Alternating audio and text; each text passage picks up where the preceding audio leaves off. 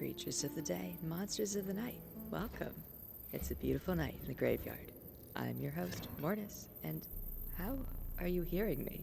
We already know how speakers work, but how did my voice get in there? I'm not in your devices, I promise, but you probably already know the answer to that question.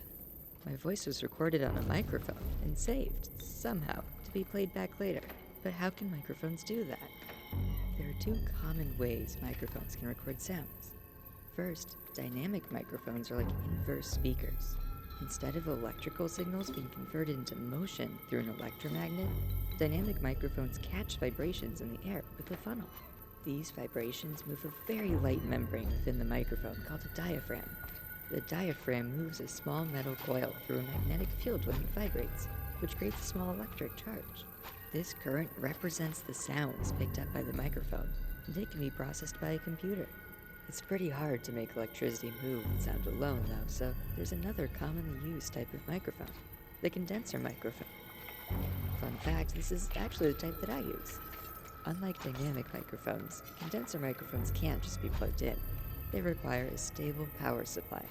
While dynamic microphones create small electric charges, condenser microphones actually fill a capacitor with electric charge, and vibrating them knocks some of that charge out.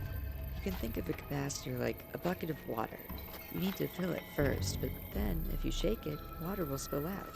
If you remember our lesson on speakers, the change in charge is what results in sound. This is why the stable power supply doesn't make a sound, but shaking the capacitor does. Microphones won't just work perfectly anywhere, though. You need to think about where sound is coming from and place them optimally, and not only the sounds you want, but those you don't. Holding a microphone too close to a vocalist may result in drastic volume changes and unwanted rustling or speaking sounds. But if it's too far away, you can get a lot of unwanted background noise too. Here's a little demonstration of how where you put a microphone affects your sound.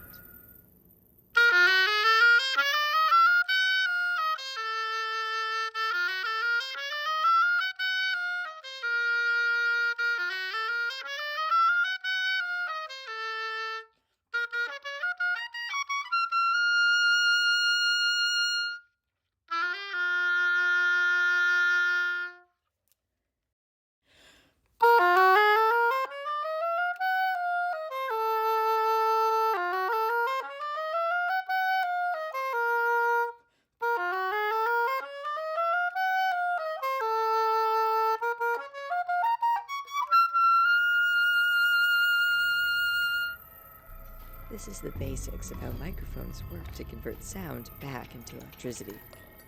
Go out and record stuff. I'll be here. Until next time, it's been a wonderful night in the graveyard, and this is Mortis, signing off.